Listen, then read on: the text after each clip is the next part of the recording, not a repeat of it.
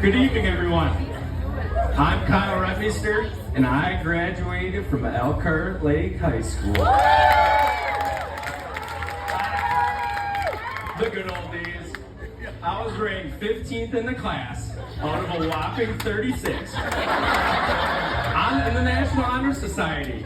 The quarterback, state qualifier in wrestling, 4-time powder puff winning coach. You're probably wondering, why is he telling me this? Have you ever met Rachel? All she does is talk about his high school. Apparently Larry too. Rachel, I know it's your wedding day, but that doesn't mean you're off the hook. If you can't tell, Rachel and I go way back. All the way back to Miss Rothenstein's kindergarten class. She was already a teacher's pet back then too. That's why it was so shocking junior year when she got caught cheating in Mr. Vreese's history class. Our class president? No way. Because we've known each other for so long, we know what makes us happy and how to push each other's buttons.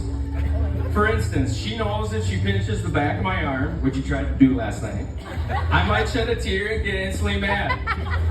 And I know when I remind her I had a better GPA in college, well, that just grinds her gears. It was only one semester, but that's neither here nor there. Everyone who knows Rachel would agree she has the kindest heart, a calming innocence with being a little gullible once in a while. She is always willing to help or listen. It's no surprise being a school psychologist was her calling. With these qualities, it's easy to see why Josh is calling her his wife today. And then there's Josh.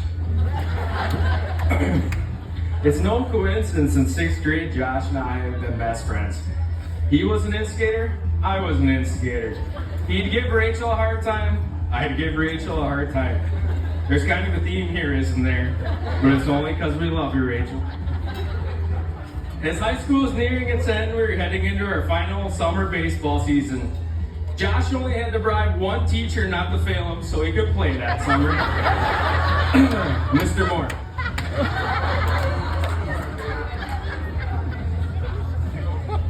We got to talking when he asked me where I was going to college. I said River Falls. He said, I'll go there, without hesitation.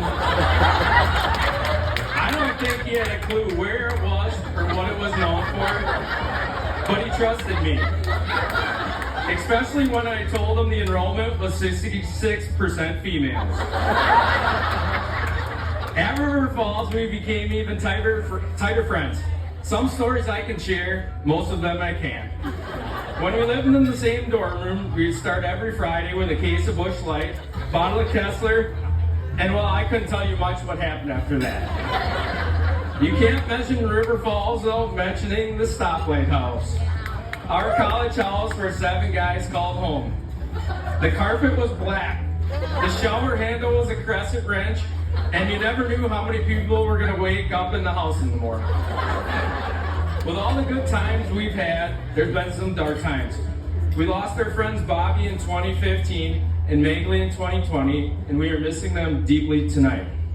Through those hard times, our friendship only grew stronger. And I'm thankful the only thing that changed about us is Josh's receding hairline and my salt and pepper look. I would say this isn't your typical wedding because both parties grew up knowing each other for so long, and that's pretty cool.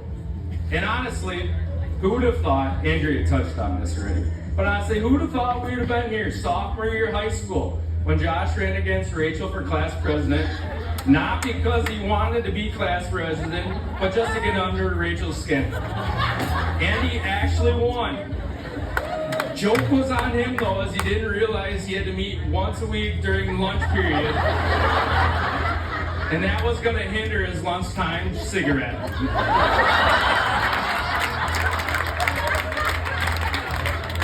Now, it's funny looking back as Josh and I moved 300 miles away to find our wives when they were literally in our backyard the whole time. Al's still working on it though, so is there any single ladies out there?